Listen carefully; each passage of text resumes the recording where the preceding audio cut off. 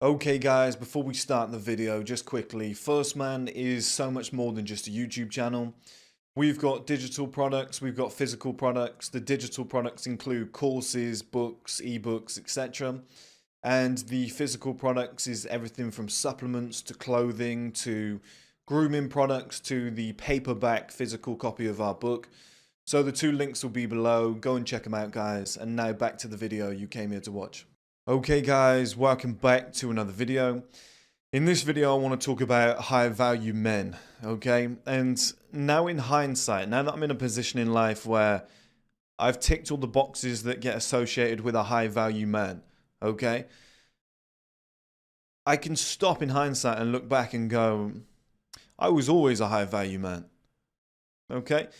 And the reason I say that is because you could have $1 billion in the bank. You could have the perfect body, but as soon as a girl rejects you, you're, insecure as fuck and you're in tears.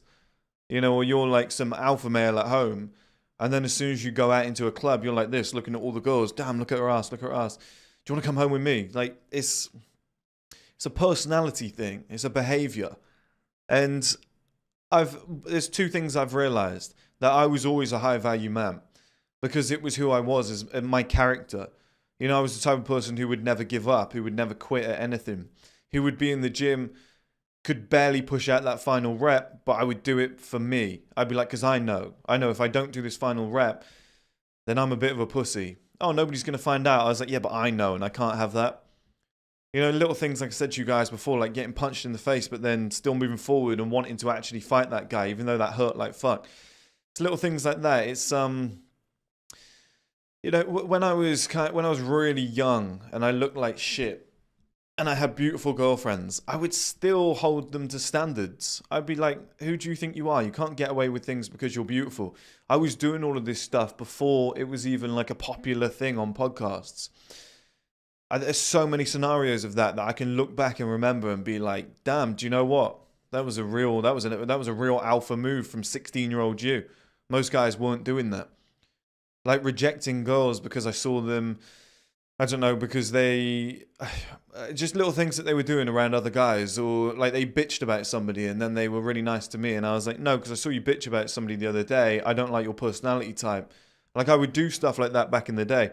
So I was always a high value man. I just couldn't show it. I couldn't show it because I wasn't in shape. I wasn't big. I didn't have money. I didn't have the assets. So it's a double-edged sword. It speaks volumes. Number one, your behavior and your character is the true high-value man.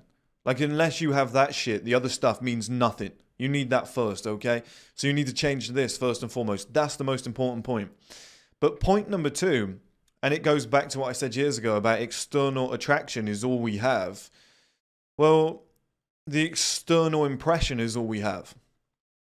Because I don't know if a guy is super high level until I get to know him. But my first impression would be, nice car, doing well for himself, well dressed, in shape, that guy's dangerous. You would assume, okay, high value man, he's probably got some traits which have got him to that point in life. I would think, okay, that's a dangerous man. And women would think the same thing.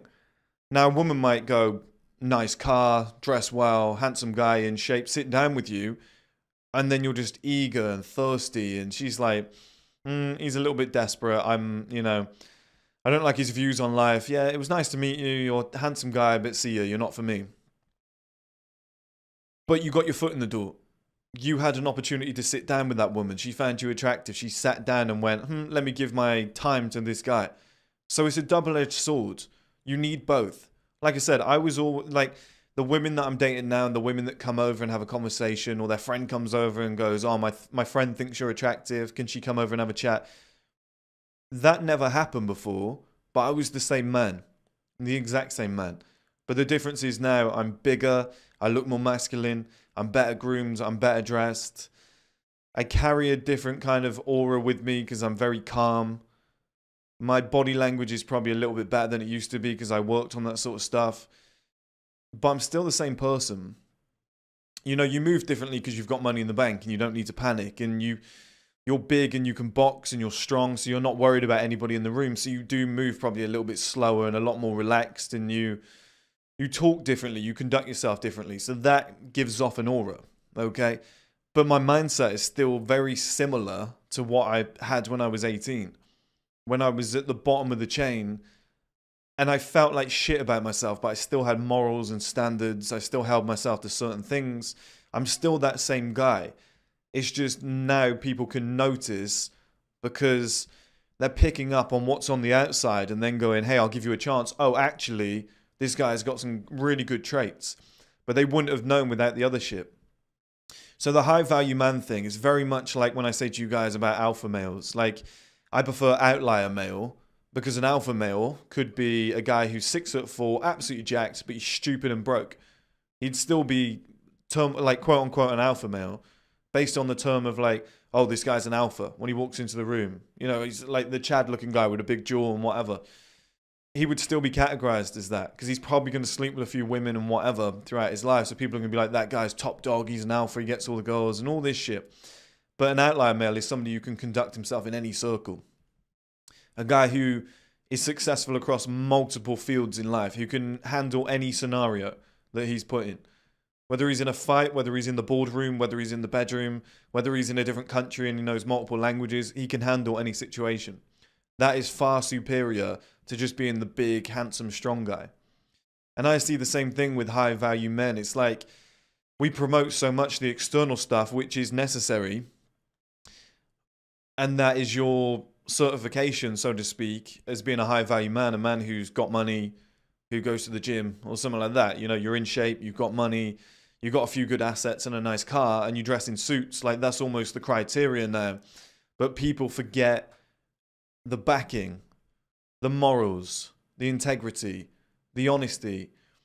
You know, having a woman that is a straight 10 out of 10, she's so beautiful, but she does something. Like, literally, I'll give you an example, and if she's watching this, I apologize. But it's the truth. And roughly 2 weeks ago, I met a woman. She's unbelievably beautiful. And we exchanged numbers. I was following her on Instagram, and she was liking my pictures, following me back, and I was like, okay, there's something here to follow up with.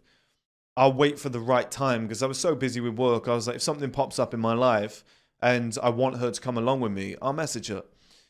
That's basically how I do it, okay, guys? And then I saw her following was like 2,000 people, and like 1,000 of them were men. And some of those men I've seen around. And I'm like, that's not the type of men that I want my woman following. So I unfollowed her and I'll never message her again. But she's unbelievably beautiful. But I'm happy to just go, no, cut that off. I'm gone. And it's just those small little traits there that make the difference. You could be a billionaire. But if you're a billionaire who ignores that and goes, yeah, but she's so hot, I don't care. Then you're not a billionaire in mindset. You're not a high value man up here, are you? You might have the nice stuff and the nice jacket and the nice car and whatever, but in here, you're not quite it. You're still somebody that others can run all over. Like, having money doesn't mean you've mastered life. I think that needs to be put into a quote, because a lot of people think, oh, that guy's a millionaire, he's mastered life. A lot of people get depressed. A lot of people have got bad morals. A lot of rich, successful guys still get ran over by women.